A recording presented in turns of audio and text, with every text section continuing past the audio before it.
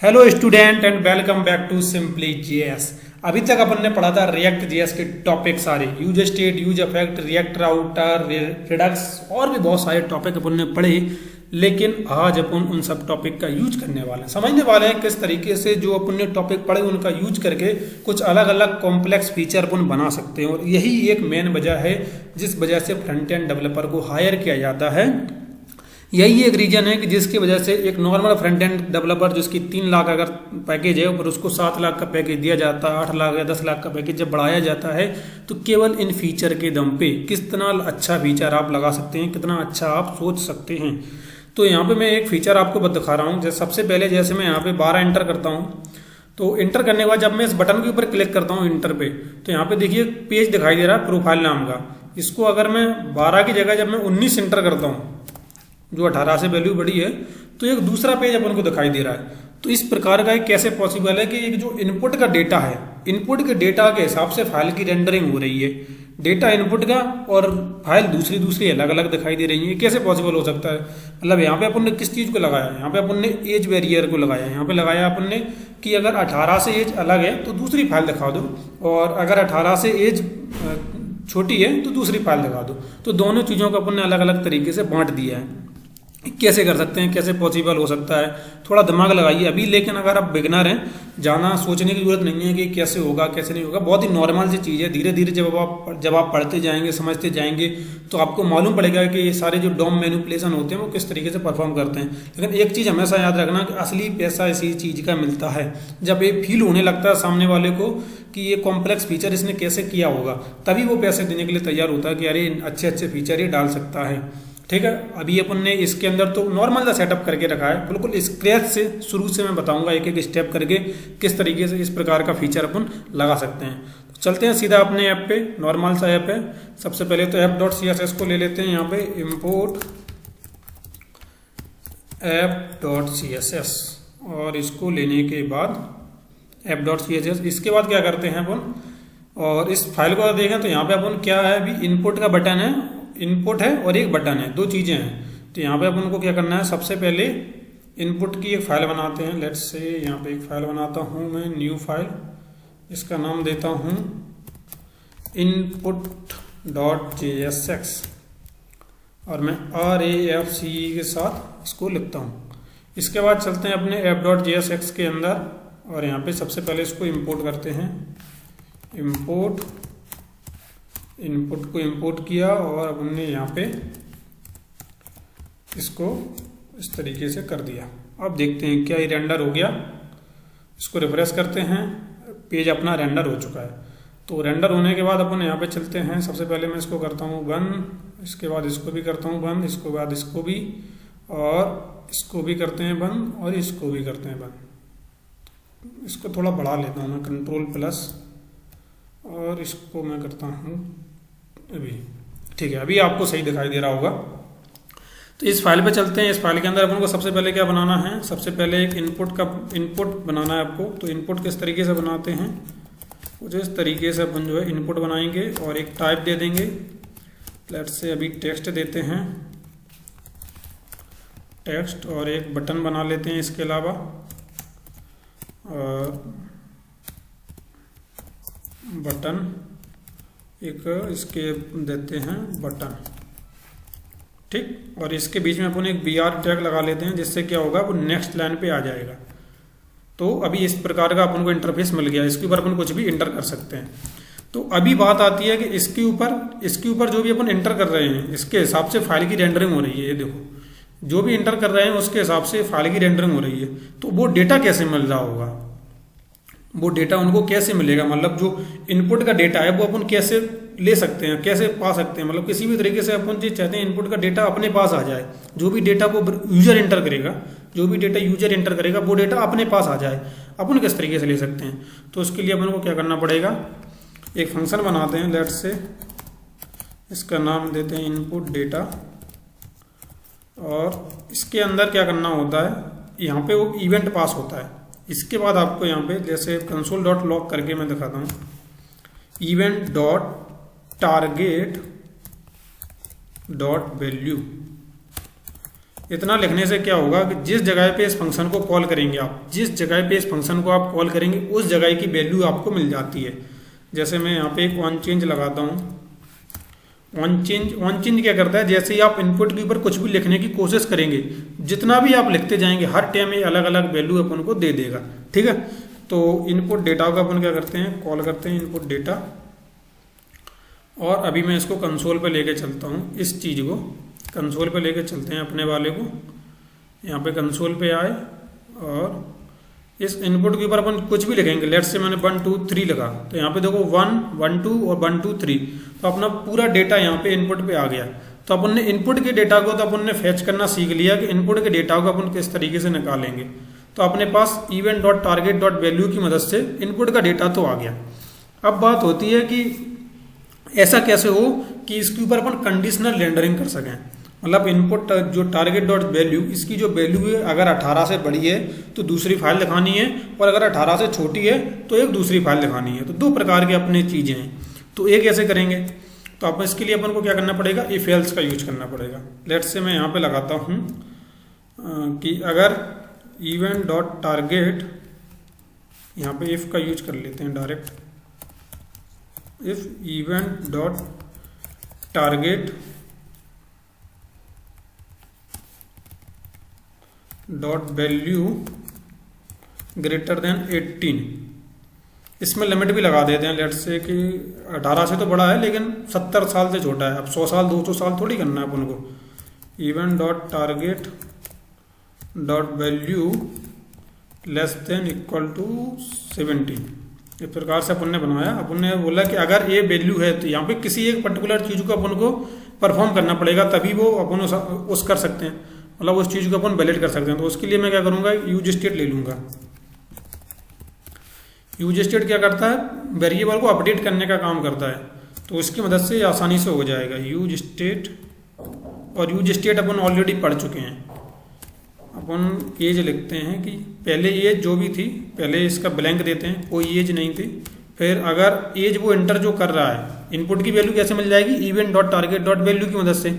उसको अपन क्या करेंगे, चेक करेंगे कि अगर वो 18 से बड़ी है और 70 साल से छोटी है तो उसके क्या करते हैं, जो सेट एज की वैल्यू है वो ट्रू करा देंगे। ट्रू का मतलब ये जो अपन को फाइल 18 साल के ऊपर वालों को दिखानी है वो अपन दिखा देंगे, और अगर ऐसा नहीं है तो वो वाली फाइल दिखा देंगे जो नॉर्मल फाइल अपन दिखाना चाहते हैं।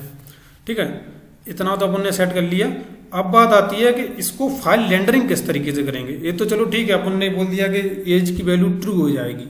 जहाँ पे अपन एज की वैल्यू ट्रू हो जाएगी, जिस जगह पे 18 से और 70 साल की वैल्यू अपन अगर इंटर करेंगे तो। अब बात आती है कि फाइल रेंडरिंग किस तरीके से करेंगे। थोड़ा ध्यान लगाओ आपके फाइल रेंडरिंग किस तरीके से हो रही है। अब मैं आपको वापस से यहाँ पे लेके चलता हूँ। ये जो फीचर मैं बता रहा हूँ ना, इसको समझना बहुत ज़रूरी है, क्योंकि ऐसे ही फीचर, इनफैक्ट यही वाला फीचर ऐसा है कि जो आपको एक यही फीचर लगाने के 3 से 4 हज़ार रुपये केवल इसी फीचर के मिल जाएंगे। और ये बहुत रियल चीज़ बता रहा हूँ, बहुत ही रियल चीज़। और यहाँ पे अगर मैं करके दिखाता हूँ, जैसे मैं 12 एंटर करता हूँ और मैं इसको एंटर करूँगा, तो आप देखो ये चीज़ आपको क्या दिख रही है, न्यू पेज पे जा रहा है। यहाँ पे चेक करना। फिर से मैं वापस जाता हूँ, 12 की जगह मैं 19 एंटर करता हूँ, जो कि 18 से वैल्यू बड़ी है। तो यहाँ पे देखो इनपुट आफ्टर दिखाई दे रहा है। तो यहाँ पे क्या हो रहा है, ये जो रूट है क्या चेंज हो रहा है, रूट चेंज हो रहा है। एक्चुअल में चेंज क्या होता है, रूट चेंज होता है। जब अपन इंटर के ऊपर क्लिक कर रहे हैं तो इनपुट का डेटा किसके हिसाब से चल रहा है, इंटर के हिसाब से चल रहा है। कि डेटा तो था इनपुट का, उसको उठाया अपन ने, उठाने के बाद अपन ने एक वेरिएबल, उसके हिसाब से वेरिएबल को परफॉर्म किया। यहाँ पे देखो, यहाँ पे किया ना कोड के अंदर, डेटा उठाया event dot target dot value की मदद से, उसके हिसाब से अपन ने सेट एज की वैल्यू ट्रू कर दी। अब अपन ये चेक करके कि अगर एज की वैल्यू ट्रू है तब ये वाली फाइल भेज दो, और अगर एज की वैल्यू ट्रू नहीं है तो ये वाली फाइल भेज दो। तो उसके लिए अपन क्या यूज करेंगे, रिएक्ट राउटर डॉम। याद करो कि रिएक्ट राउटर डॉम में क्या होता था, रूट को सेट करते थे। क्या करते थे, रूट को सेट करते थे। और यहाँ पे अपन क्या कर रहे हैं, रूट को चेंज कर रहे हैं। जैसे 12 अपन एंटर करते हैं तो किस रूट पे जा रहे हैं, न्यू पेज पे। और अपन जैसे अगर 18 से बड़ी कोई वैल्यू इंटर करते हैं तो किस वैल्यू पे जा रहे हैं, इनपुट आफ्टर पे। तो किस तरीके से आसानी से अपने रूट को चेंज कर रहा है, तो वही चीज़ अपन रिएक्ट राउटर डॉम की मदद से करेंगे। तो उसके लिए अपन क्या करते हैं, इसको खोलते हैं और यहाँ पे cd माई प्रोजेक्ट में जाएंगे। उसके बाद npm i react router dom को इंक्लूड करेंगे। अभी रिएक्ट राउटर डॉम अपना बहुत ही जल्दी इंस्टॉल हो जाएगा। इसके बाद अपन को app.jsx में जाना है और app.jsx में जाने के बाद रिएक्ट राउटर डॉम की जो फैसिलिटी है उसको अपन को लेना है। इम्पोर्ट 3 चीज़ें लेते हैं, एक तो ब्राउजर राउटर, दूसरा अपना होता है राउट्स ROUTES, तीसरा अपना होता है ROUTE राउट। 3 चीज़ें अपन को मिल गई। इसके बाद आपको क्या करना है, यहाँ पे आना है। सबसे पहले ब्राउजर राउटर इस तरीके से, फिर इसके अंदर आपको रूट सेट करना है। इसके अंदर आपको इस तरीके से रूट सेट करना है। फिर इसके बाद अपना क्या रूट सेट होता है ROUT, इस तरीके से आपको रूट सेट करना है। इसके अंदर क्या होता है, पाथ देना है आपको। सबसे पहले ये चीज़ें मैं पहले पढ़ा चुका हूँ। रिएक्ट राउटर डॉम जब मैंने पूरा डीप में पढ़ाया था तो मैंने समझाया था कि किस तरीके से परफॉर्म कर रहा है। तो पाथ लगाएंगे। पाथ जब अपन होम पेज पे हैं तो अपन किस पेज को शो कराना चाहते हैं, किस एलिमेंट को शो कराना चाहते हैं, इस वाले को, इनपुट वाले को। तो इसको यहाँ से उठाते हैं और एलिमेंट कुछ इस तरीके से अपन इसको पेस्ट कर देंगे यहाँ पे। तो अभी भी देखना कि पेज जो है अपना ये वाला, इसको मैं रिलोड करूँगा तो बिल्कुल सही तरीके से आ रहा है। इनपुट का बटन और बटन अपन को दिखाई दे रहा है। अब अपन सबसे पहले क्या करेंगे, रूट सेट करेंगे इसके हिसाब से। जिस हिसाब से यहाँ पे रूट सेट है बिल्कुल इस हिसाब से अपन करते हैं। जैसे जब 12 की वैल्यू एंटर कर रहे हैं तो यहाँ पे जा रहे हैं, अपन जा रहे हैं न्यू पेज पे। तो अपन क्या कर देंगे, न्यू पेज का ही रूट सेट करेंगे। यहाँ पे जाएंगे, Ctrl+C और Ctrl+V, एक क्या करेंगे, न्यू पेज पे अपन रूट सेट करेंगे कि जब भी न्यू पेज पे जाएगा तब भी अपन को इनपुट दिखाना है। और इसके अलावा अपन को एक और रूट सेट करना है। कौन सा था वो, चेक कर लेते हैं एक बार फिर से। यहाँ पे आते हैं, जब 18 से बड़ी कोई वैल्यू इंटर करेंगे तो इनपुट आफ्टर पे जाना है। इस जगह पे आप चेक करेंगे तो इनपुट आफ्टर पे जाना है। तो वापस आते हैं यहाँ पे और यहाँ पे इनपुट आफ्टर पे जाएंगे। और तो इसके लिए अपन को अलग अलग 2 फाइल दिखानी पड़ेंगी। जैसे वहाँ पे अलग अलग 2 फाइल हो रही हैं, अपन को भी 2 फाइल यहाँ पे बना लेते हैं। लेट से मैं एक बना लेता हूँ बिफोर इनपुट, या फिर क्या नाम बनाएं, लेट से भी बना लेते हैं less.jsx,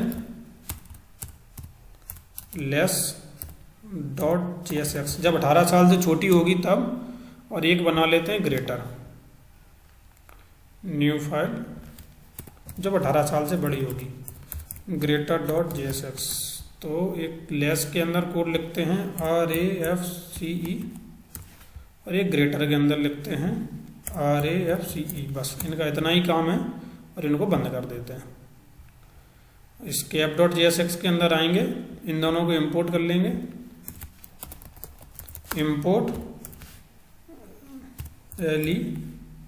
लेस नहीं आया, less, import less from less.jsx। इसके बाद इंपोर्ट ग्रेटर,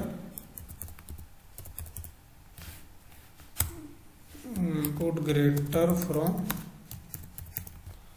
greater.jsx इसमें से।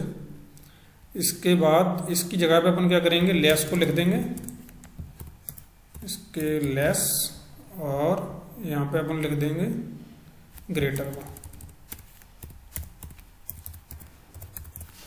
तो पहले अपन क्या करेंगे, रूट चेक कर लेते हैं कि अपने रूट सही तरीके से काम कर रहे हैं या नहीं कर रहे हैं। यहाँ पे आते हैं, रिलोड करते हैं और अब चलते हैं न्यू पेज पे चलेंगे तो अपन को लेस मिल रहा है, बिल्कुल सही तरीके से काम कर रहे हैं। फिर से चलते हैं किस पे, दूसरा अपन ने क्या सेट किया था, इनपुट आफ्टर पे चले तो अपन को ग्रेटर मिल गया। तो यानी कि अपने रूट तो अभी सही तरीके से काम कर रहे हैं। अब इस रूट पे अपन को फाइल अपन को अपने मतलब से दिखाना है। जब अपन को इंटर क्लिक करेंगे, इस बटन के ऊपर जब क्लिक करेंगे तब जाकर अपन अपने हिसाब से फाइल दिखाना चाहते हैं। तो अब आते हैं सीधे इनपुट वाली फाइल पे। अब पूरा काम इसी फाइल के अंदर होना है, मेन काम। तो बटन के अंदर थोड़ा स्टाइल कर लेते हैं। टेलबाइंड का मैं यूज कर रहा हूँ और मैंने पहले भी कई बार बता चुका हूँ कि टेलबाइंड को किस तरीके से सेटअप करना है, White.js के अंदर किस तरीके से चलाना है, वो सारी चीज़ें मैं पहले भी बहुत सारी वीडियो के अंदर बता चुका हूँ। और फिर भी अगर आपको डाउट है तो आप क्या करेंगे, सीधे अपन टेलवाइंड की वेबसाइट पे जाएंगे, टेलवाइंड, और रिएक्ट जेएस विथ टेलवाइंड के साथ मैं एक सीरीज भी चला रहा हूँ, और सीरीज को आप जाके देख सकते हैं। तो यहाँ पे डॉक्यूमेंटेशन में आप इंस्टॉलेशन पे जाएंगे, तो इंस्टॉलेशन के बाद फ्रेमवर्क गाइड में जाएंगे, यहाँ पे वाइट जेएस के ऊपर क्लिक करेंगे ना, तो पूरी यहाँ पे प्रोसेस आपको मिल जाएगी किस तरीके से आपको सेटअप करना है। तो इस तरीके से मैं बटन को थोड़ा सा सेट करता हूँ। लेट से मैं देता हूँ क्लास नेम, और इसके अलावा बैकग्राउंड कलर दे देता हूँ इसको ब्लैक, और इसके बाद फॉन्ट इसका दे देता हूँ मैं एक्स्ट्रा बोल्ड, और कुछ टेक्स्ट का कलर दे देता हूँ वाइट। ठीक है, अब जाके चेक करते हैं सही दिख रहा है। थोड़ा सा मार्जिन भी दे देते हैं, मार्जिन टॉप से दे देते हैं थोड़ा सा। ठीक है, अभी सही दिख रहा है। अब मैं क्या करूँगा, अब यहाँ पे वैल्यू अपन ने सेट कर दी, एज सेट एज की वैल्यू ट्रू हो गई। अब अपन को एज की वैल्यू के हिसाब से ट्रिगर करना है। अगर एज की वैल्यू के अंदर ट्रू है, अभी बाय डिफॉल्ट क्या रहेगा, एज की वैल्यू खाली रहेगी। अगर एज की वैल्यू के अंदर ट्रू है तो क्या कर दो, तो अपन फाइल दिखाते हैं जो 18 साल से बड़ी है। अगर एज की वैल्यू ट्रू नहीं है तो अपन वो वाली फाइल दिखाएंगे जो वाली फाइल, जिस फाइल के अंदर क्या नहीं है, क्या बोल सकते हैं, जिस वाली फाइल के अंदर 18 साल से छोटी वाली फाइल, अपन इस तरीके से उसको बोल सकते हैं। तो मुझे उसके लिए क्या करना पड़ेगा, अब यहाँ पे होता है कैच, असली कैच इस जगह पे होता है कि अपन किस तरीके से इसको परफॉर्म करेंगे। तो यहाँ पे मैं एक चीज़ करके दिखाऊंगा जो अभी बिल्कुल ही लोगों को मतलब समझ में नहीं आएगी। क्यों किया, कंट्रोल बटन और यहाँ पे कंट्रोल भी, मैंने यहाँ पे 2 बटन लिए। अब 2 बटन एक क्यों लिए, आप एक चीज़ याद रखिए कि जब भी आप रिएक्ट राउटर डॉम के साथ काम कर रहे हैं तो आपको रूट के लिए आपको ज़्यादातर 3 चीज़ें याद करनी रहती हैं। एक तो नैब लिंक या लिंक, दोनों में, या फिर यूज नेविगेट। नैब लिंक, लिंक और यूज नेविगेट, इन तीनों में से आप किसी एक का यूज करते हैं हमेशा, या तीनों का भी कर सकते हैं एक फाइल के अंदर। तो मैं क्या करता हूँ, इंपोर्ट लिंक को इंपोर्ट कर लेता हूँ। यहाँ पे लिंक कहाँ से, रिएक्ट राउटर डॉम से। अब लिंक क्या करेगा, लिंक एक काम करेगा, लिंक टू, और इसके अंदर क्या करना है, अपन को रूट पास करना है। सबसे पहले देते हैं न्यू पेज का, और इसको करते हैं, और मैं इसको लेता हूँ यहाँ से कंट्रोल एक्स, इसको लगाऊंगा इस बटन के पीछे, और इसको करते हैं कंट्रोल एक्स, इसको लगाऊंगा इस बटन के आगे, इस वाली बटन के आगे लगाऊंगा। इसमें क्या करूंगा, इनपुट आफ्टर, वो वाले जो अपन ने रूट सेट किए ना, वो वाले आपको रूट देने हैं यहाँ पे बस। अब ये चीज़ यहाँ पे किस तरीके से काम करेगी वो मैं आपको बताता हूँ। यहाँ पे देखो बटन बनाए अपन ने, बनाए ना, तो इस बटन के ऊपर क्या है कि जब बटन के ऊपर कोई करेगा क्लिक, लेकिन बटन को अपन को रेंडर करवाना है किस हिसाब से, इनपुट के डेटा के हिसाब से। इनपुट का जो डेटा आएगा, जो एज की वैल्यू होगी, एज की वैल्यू ट्रू भी हो सकती है, फॉल्स भी हो सकती है। जब 18 से बड़ी होगी तो वो ट्रू हो जाएगी, और 18 से छोटी होगी तो वो क्या हो जाएगी, बाय डिफॉल्ट फॉल्स ही रहेगी। तो अपन को ये 2 बटन के ऊपर इफ एल्स की कंडीशन चलानी है। अब ये कैसे चलाएंगे, बहुत समझने वाली बात है और बहुत सोचने वाली बात भी है कि इसको किस तरीके से करेंगे। तो सबसे पहले आपको इस तरीके से लगाना है, और यहाँ पे खोल के इसको इस जगह पे बंद कर देंगे। और यहाँ पे क्या करेंगे, यहाँ पे अपन करेंगे अगर एज की वैल्यू है तब क्या करो, इस वाले न्यू पेज वाली फाइल को शो करा दो। अगर एज की वैल्यू है तो इस न्यू पेज वाली फाइल को शो करा दो, और अगर ऐसा नहीं है तो अपन क्या करेंगे, एल्स, टर्नरी ऑपरेटर का यूज कर रहे हैं। अगर ऐसा नहीं है तो ये वाली फाइल को शो करा दो। अभी ये जो बटन आ रहा है ना, ये वाला बटन, ये जो बटन आ रहा है, ये जो बटन आपको देखने में तो एक लग रहा है, आपको ऐसा लग रहा होगा कि यहाँ पे एक ही बटन आ रहा है, लेकिन एक्चुअल में 2 बटन आ रहे हैं। दिखाऊं तो मैं क्या करूँगा, कंट्रोल जेड करूँगा पहले, और इस तरीके से। अभी कुछ गड़बड़ है, हाँ यहाँ पे इस चीज़ की। तो अभी आप देखना कि एक्चुअल में है 2 बटन है, लेकिन रहेगा 1 बटन। क्यों रहेगा, क्योंकि एज की वैल्यू एक बार में तो एक ही रह सकती है, ये तो फॉल्स रहेगी या ट्रू रहेगी। और अपन क्या कर रहे हैं, जब ट्रू हो रही है तो ये वाला बटन दिखाना चाहते हैं, और जब फॉल्स हो रही है तो ये वाला बटन दिखाना चाहते हैं। मतलब एक्चुअल में 2 बटन है, यही तो होता है असली खेल। यहीं पे तो अपन को असली मतलब नंबर मिलते हैं या पैसे मिलते हैं, जो भी अपनी बात समझ लो कि जॉब के अंदर अगर अपन को असली में जो क्या बोलते हैं रिकॉग्नाइजेशन जो मिलता है, जो असली पहचान मिलती है, ऐसे ही फीचर इनबिल्ट करने से मिलता है। इसी तरीके से थोड़ा सा टेढ़ा सोचने से मिलता है। ठीक है ना। तो इसको वापस से करता हूँ मैं, और यहाँ पे क्या लगाऊंगा कि अगर एज की वैल्यू है, अगर ट्रू है तो ये वाला बटन दिखा दो, न्यू पेज वाला। और अगर ऐसा नहीं है तो क्या करना, आप एल्स लगा देते हैं यहाँ पे, नहीं तो इनपुट आफ्टर वाला बटन दिखा देंगे। इनपुट आफ्टर के अंदर क्या है, ग्रेटर, थोड़ा उल्टा हो गया ना, तो क्या करते हैं, इसको करते हैं इनपुट आफ्टर, और इसको कर देते हैं न्यू पेज। अभी कंफ्यूज होने की जरूरत नहीं है। अब यहां से देखते हैं, देखो जब न्यू पेज होगा तो कौन सी फाइल दिखाई जाएगी, लेस वाली। इनपुट आफ्टर दिखाई देगा तो कौन सी, ग्रेटर वाली। और यहाँ पे अपन ने क्या किया है कि जैसे ही वो रूट जो इनपुट आफ्टर के रूट पे जाएगा, इनपुट आफ्टर के रूट पे कौन सी है, ग्रेटर वाली, और न्यू पेज पे कौन सी है, लेस वाली। आई ना बात समझ में। अब जो सेट एज की वैल्यू ट्रू कब करा रहे हैं, जब वैल्यू 18 से बड़ी है। जो इनपुट हो रहा है वो 18 से जब बड़ा है तब अपन कर रहे हैं सेट एज की वैल्यू ट्रू। जब एज की वैल्यू ट्रू होगी, यानी कि जो एज की वैल्यू 18 से ज्यादा होगी, तो अपन इनपुट आफ्टर के रूट पे जाएंगे। और इनपुट आफ्टर के रूट पे कौन सी फाइल सेट है, इनपुट आफ्टर के रूट पे ग्रेटर वाली फाइल सेट है। तो 18 से ऊपर ग्रेटर वाली फाइल दिखाई देगी और 18 से नीचे लेस वाली फाइल दिखाई देगी। तो अपन चेक करते हैं, अपना फीचर बन के तैयार है। इसको अपन एंटर करते हैं, लेट्स से 12, और मैंने बटन के ऊपर किया क्लिक, तो आप देखो न्यू पेज, और अपन लेस के ऊपर जा चुके हैं। जो 18 से छोटा है वो लेस के ऊपर गए, और मैंने किया अभी 19 एंटर, और जैसे मैंने बटन के ऊपर क्लिक किया तो अपन पहुंचे ग्रेटर पे। यानी कि अपना जो सही तरीके से जैसा अपन चाहते थे बिल्कुल सेम टू सेम अपना फीचर अपना दिख रहा है। तो इसका अगर मैं वीडियो का नाम रखूंगा तो क्या रखूं, file toggling by input data. तो कुछ इस तरीके का अपन इसका नाम दे सकते हैं इस फीचर का। अगर आपको अपनी गिटहब पे डालना है तो इस प्रकार के फीचर आप जरूर इनबिल्ट करना। थोड़ा डिजाइन आप दे सकते हैं, मैंने कुछ डिजाइन नहीं दिया है तो, लेकिन आप डिजाइन भी दे सकते हैं।